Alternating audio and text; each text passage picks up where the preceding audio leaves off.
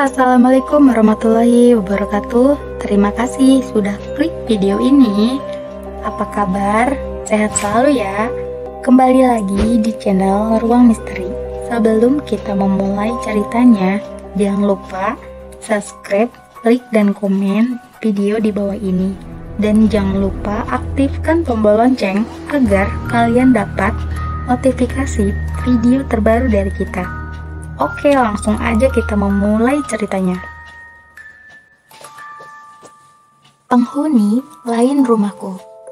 Kisah nyata kali ini masih di Pulau Borneo, Kalimantan Tengah.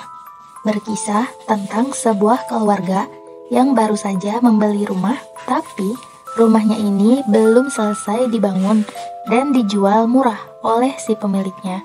Hanya sekitar 18 juta saja. Tanahnya juga lumayan luas. Kejadian ini terjadi sekitar tahun 2006 sampai 2017. Entah kenapa pemilik rumah dan tanah itu menjual rumah dan tanahnya dengan harga yang murah. Dia hanya mengatakan kalau sudah tidak sanggup lagi membiayai pembangunan rumah itu karena dia baru saja diberhentikan dari pekerjaannya. Keluarga kecil yang membeli rumah itu bukan berasal dari desa tersebut, sehingga mereka pun tidak tahu cerita di balik rumah yang baru mereka beli itu. Singkat cerita, setelah membayar harga rumah dan tanah tersebut, mereka pun mulai melanjutkan pembangunan rumah yang belum selesai itu. Om akan memperkenalkan keluarga ini dulu. Keluarga ini ada 4 orang, ayah, ibu, kakak, dan adik. Ayahnya bernama Anton, ibunya bernama Diana, dan kedua anak laki-laki mereka bernama Alif si sulung, Haki si bungsu. Antoni ini merupakan seorang mualaf. Dia masuk Islam saat menikah dengan Diana. Anton dan Diana sebelumnya mengontrak di sebuah rumah kecil atau semacam kontrakan panjang. Keluarga ini termasuk keluarga yang taat beragama, sholat 5 waktu, dan juga sering ikut acara-acara masjid. Om akan ngasih tahu sedikit, Diana ini merupakan sepupunya jauhnya Om. Suaminya Anton bekerja di salah satu sekolah dasar. Kebetulan, rumah yang dia beli itu berada tidak jauh dari sekolah tempatnya mengajar. Tidak seperti rumah kontrakan sebelumnya yang berjarak 50 km ke sekolah. Maklum, di desa tempat sekolahan itu tidak memiliki rumah dinas untuk para guru ataupun rumah kontrakan. Jadi, dengan dibelinya rumah yang berjarak 20 km ke sekolah itu, bisa ditempuh dengan menggunakan motor miliknya. Jadi, akan sedikit lebih santai, tidak seperti sebelumnya yang harus pergi subuh-subuh menuju sekolah. Hari Minggu, Anton libur mengajar. Pagi-pagi itu, dia sengaja ikut mengawasi para tukang yang bekerja di rumahnya. Saat itu ada 5 orang tukang di sana. Awalnya aman-aman saja, hingga sore harinya saat mereka memasang kasau atau balokan penyangga genteng. Tiba-tiba, tukang yang berada di atas terjatuh tanpa diketahui penyebabnya. Tukang itu terluka parah. Kepalanya membentur balokan yang ada di bawah. Namun, kejadian itu tidak hanya sampai di situ. 3 hari setelah kejadian itu, ada lagi 1 orang tukang terluka karena tertimpa atap. Untungnya tidak terlalu parah seperti tukang pertama. Pak, sebaiknya Bapak mengadakan bata tengah atau semacam memberi sesajen untuk penunggu di sini, Pak, usul salah satu tukang itu. Memangnya kenapa, Pak? Tanya Anton. Di tanah rumah Bapak ini dulunya gereja Katolik. Tapi gereja itu terbakar saat orang-orang sedang beribadah di dalamnya. Dan kata orang yang pernah melihat penampakan di sekitar sini, ada beberapa orang berpakaian biarawati sedang berjalan berurutan di sini, Pak. Kata tukang itu menjelaskan. Anton terdiam. Baiklah, ini uangnya biar Bapak saja yang bata tengah, ujar Anton seraya menyerahkan beberapa lembar uang 50 ribuan. Singkatnya, bata tengah pun dilakukan, dan benar saja, semenjak bata tengah, para tukang tidak ada gangguan lagi saat pembangunan. Beberapa bulan berlalu, rumah Anton pun selesai dibangun. Rumahnya indah, yang merupakan impian keluarga kecilnya itu siap dihuni. Alhamdulillah ya, akhirnya kita bisa punya rumah juga, ucap Diana malam itu. Iya, alhamdulillah, jawab Anton sambil tersenyum. Malam pertama, mereka tidur di rumah itu masih tidak ada gangguan. Namun, menginjak malam ketiga, mulai terasa suasana yang lain. Malam itu, Diana sedang memasak makanan di dapur. Kebetulan, saat itu suaminya sedang tidak ada di rumah, dan anak-anaknya sudah tertidur lelap. Saat dia selesai menggoreng telur dan menaruhnya di piring, entah bagaimana, tiba-tiba telur itu menghilang dari atas piring. Saat itu, Diana tidak memikirkan apa-apa. Dia hanya menduga bahwa mungkin saja telur itu dimakan kucing saat dia tinggalkan mencuci tangan tadi. Tok tok tok, suara ketukan di pintu. Dia berjalan ke arah luar pintu, namun saat pintu dibuka, tidak ada siapa-siapa di situ. Saat Diana kembali ke dapur, tiba-tiba suara ketukan yang sama terdengar lagi, bahkan lebih keras dari sebelumnya. Saat Diana membuka pintu, sama seperti pertama, tidak ada siapa-siapa di situ. Diana menarik napas panjang. Raut wajahnya pun mulai kesal. Brak, Diana menutup pintu dengan kasar. Tok tok tok, Diana melihat dari bawah pintu. Di sana ada bayangan seseorang yang berdiri di luar. Jangan kurang ajar, ketuk-ketuk pintu rumah orang, bentak Diana sembari membuka pintu rumahnya. Namun, lagi dan lagi tidak ada siapa-siapa di luar sana. Sesaat suasana menjadi hening, tiba-tiba dia melihat banyak orang lewat di samping rumahnya dengan tangan yang seperti memeluk sesuatu. Apa mungkin yang mengetuk pintu tadi salah satu di antara mereka ini? Ya, batin Diana. Seiring lewatnya orang-orang itu, tiba-tiba tercium bau gosong seperti bau sesuatu yang terbakar. Diana bergegas masuk ke dalam rumahnya dan segera mengecek kompornya. Diana menarik nafas lega saat melihat kompornya masih baik-baik aja. Suara ketukan pintu itu pun kembali terdengar. Kali ini Diana membukanya sambil membawa pisau. Saat pintu terbuka, ada beberapa orang warga yang ternyata sedang jaga malam. Maaf Bu, kami mendengar ada teriakan dari dalam. Kami pikir ada maling di rumah Ibu, ujar salah seorang warga. Teriakan? Tanya Diana bingung. Iya Bu, saat kami lewat sini, kami mendengar suara dari rumah Ibu.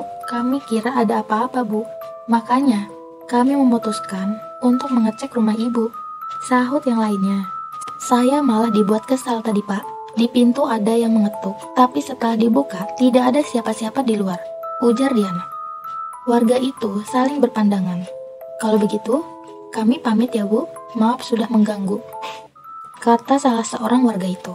Diana mengangguk, lalu setelah orang-orang itu pergi, Diana langsung menutup pintu rumahnya. Dia mengurungkan niatnya untuk makan. Dia lebih memilih untuk masuk ke dalam kamarnya. Di dalam kamar, Diana masih memikirkan apa yang tadi dia alami dan yang warga katakan, krek. Suara sesuatu di dinding seperti benda tajam yang digoreskan ke dinding tepat di bagian luar kamar.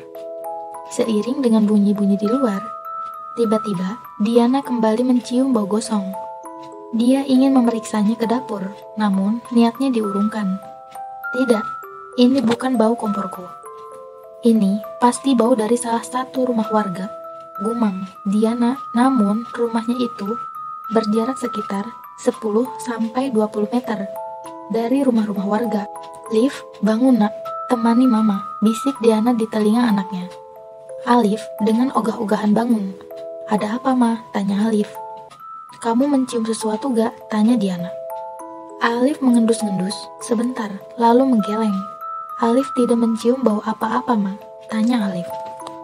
Brak, tiba-tiba terdengar suara seperti benda jatuh di dapur. Kita periksa yuk Liv, ajak Diana. Lalu mereka berdua pun berjalan pelan ke arah dapur. Sesampainya di dapur, mereka bisa bernapas lega karena ternyata yang jatuh itu adalah ember. Dan di dapur itu ada seekor kucing berwarna hitam.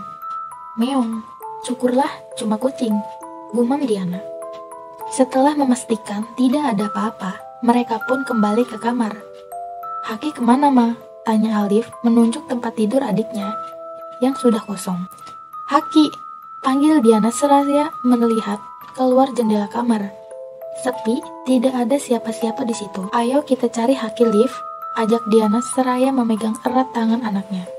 Diana dan anaknya sulungnya bergegas mencari Haki mulai dari dalam rumah sampai keluar rumah. Namun, tidak ada tanda-tanda keberadaan Haki. Diana pun mulai menangis. Ya Allah, di mana Haki? Gumam Diana sesegukan. Maaf Bu, ada apa? Tanya seseorang. Diana mengangkat wajahnya, melihat ke arah orang itu. Ternyata adalah warga yang tadi mengetuk rumahnya. Anak saya hilang Pak, isak Diana. Hilang? Gumam orang itu sambil menatap ke arah warga yang lainnya. Jangan-jangan dingayau orang, ujar salah satu orang warga. Pak, aduh, makanya jangan bicara sembarangan, tegur yang lain. Maaf Bu, apa anaknya sudah dicari? Atau mungkin anak ibu sedang ke kamar mandi? Sudah saya cari Pak, tapi tidak ada, isak Diana. Itu yang ada di dalam rumah siapa Bu? Ujar salah seorang warga seraya menunjuk ke dalam rumah. Sontak, Diana langsung melihat ke dalam, namun tidak ada siapa-siapa di sana. Tidak ada siapa-siapa Pak, mungkin Bapak salah lihat, ujar Diana. Suami ibu kemana? Apa mau kami bantu mencari anak ibu? Tanya warga yang langsung dijawab dengan anggukan oleh Diana. Lalu, setelah selepas sandal, warga itu pun masuk ke rumah Diana. Hawa di dalam rumah itu terasa sangat berbeda. Orang-orang itu saling pandang dan bersamaan mereka menggosok-gosok lengan yang bulu-bulunya sudah berdiri itu. Ada apa Pak? Tanya Diana. Tidak Bu, tidak apa-apa, jawab mereka bersamaan. Mereka mulai berpencar mencari anak bungsu Diana. Ada yang ke kamar mandi, ada juga yang ke dapur dan ke belakang rumah. Tiba-tiba, seorang warga yang berada di belakang rumah berteriak, memanggil warga lainnya.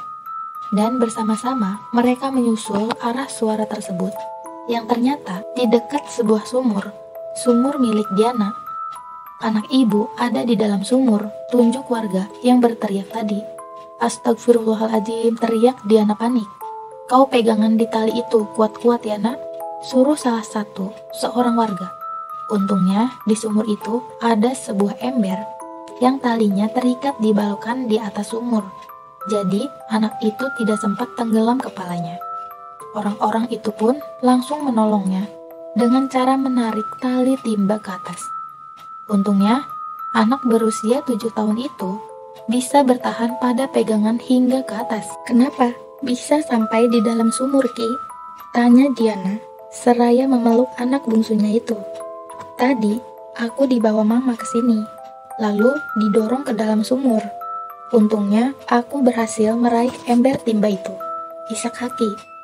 Warga yang mendengar perkataan Haki itu pun saling berpandangan. Bu, sebaiknya anak-anak ibu jangan disendiri lagi.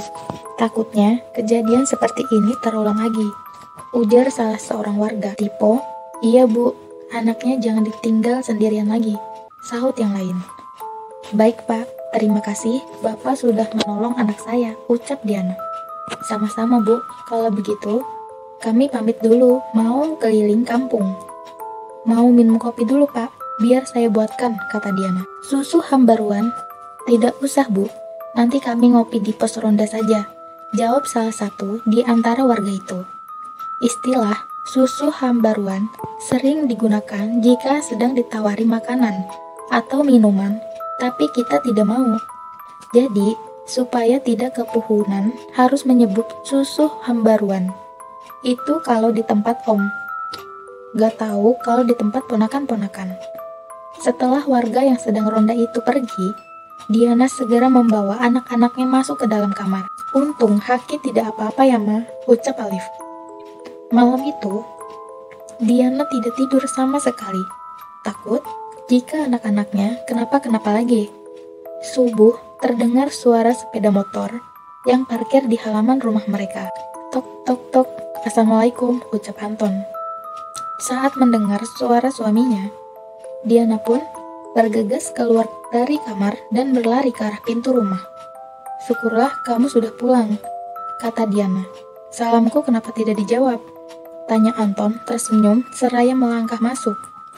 Haki demam, ujar Diana. Mendengar perkataan istrinya, Anton langsung masuk ke kamar, memeriksa keadaan anak bungsunya. "Kenapa bisa sampai seperti ini?" tanya Anton. Diana pun menceritakan semua kejadian yang dialami. Tapi, dia lupa menceritakan tentang orang yang lewat di samping rumahnya. Anton terdiam sesaat. "Besok kita akan tanyakan kepada Ustadz," ujar Anton. Menjelang pagi, barulah Diana bisa tertidur. Sekitar jam 9 pagi, Diana pun harus terbangun. Di depan kamar, dia melihat Alif sedang bermain. "Kamu sudah bangun?" tanya Anton yang sedang menggendong Haki. "Ini sarapan dulu, tadi aku bikin nasi goreng." Atau nasi sanga au iki, atau kata kami bakumpai, lanjut Anton sambil ketawa. Diana pun tersenyum. Dia menatap Anton. Suaminya ini memang serba bisa memasak, mencuci, dan lain-lain. Pekerjaan perempuan, pikirannya melayang ke tahun-tahun saat dia melahirkan Haki.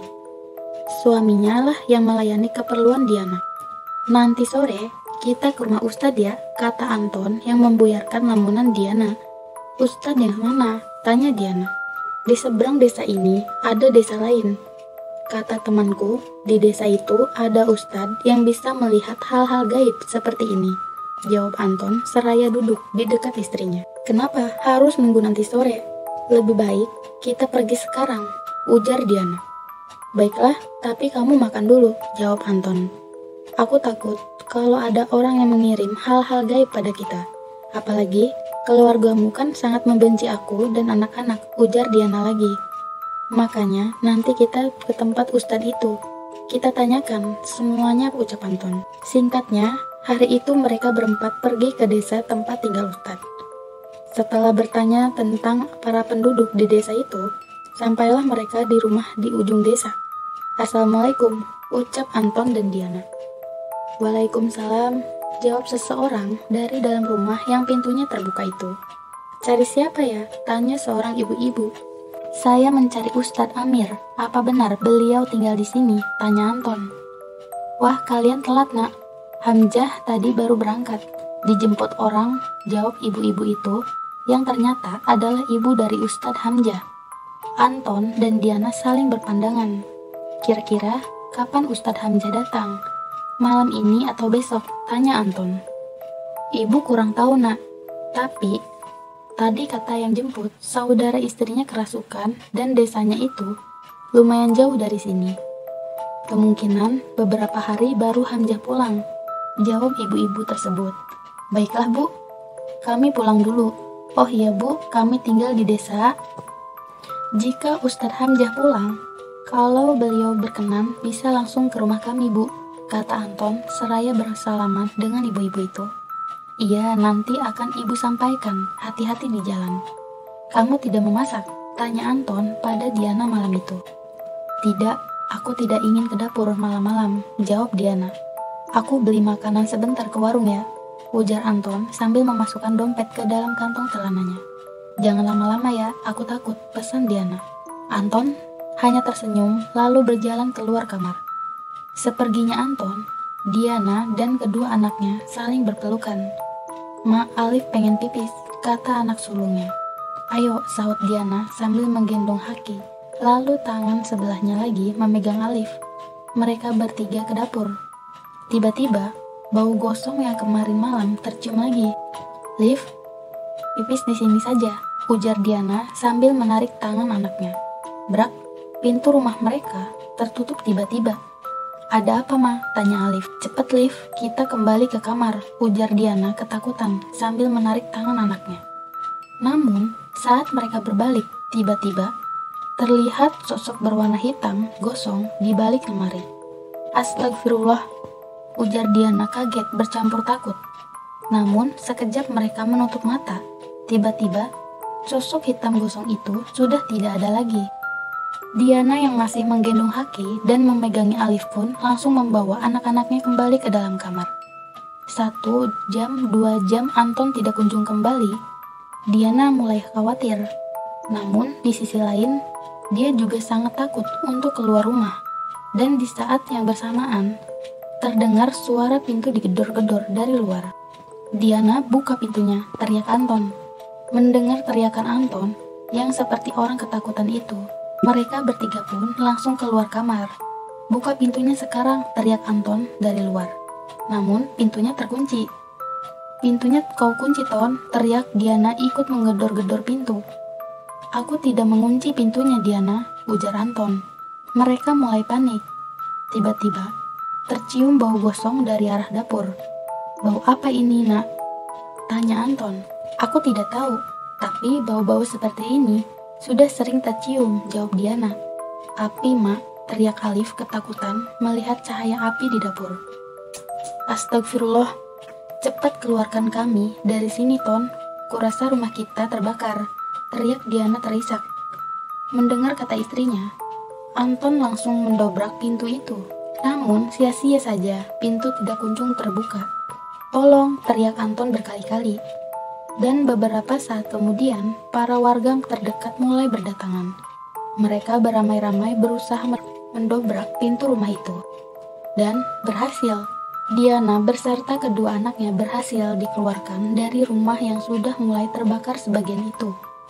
Namun, anehnya, api hanya membakar di sekitar dapur. Api tidak membakar ruangan-ruangan lainnya. Pak, sebaiknya demi keselamatan Bapak dan Ibu, sebaiknya malam ini kalian tidur di rumah kami aja. Biar nanti saya ceritakan semuanya, kata salah satu warga.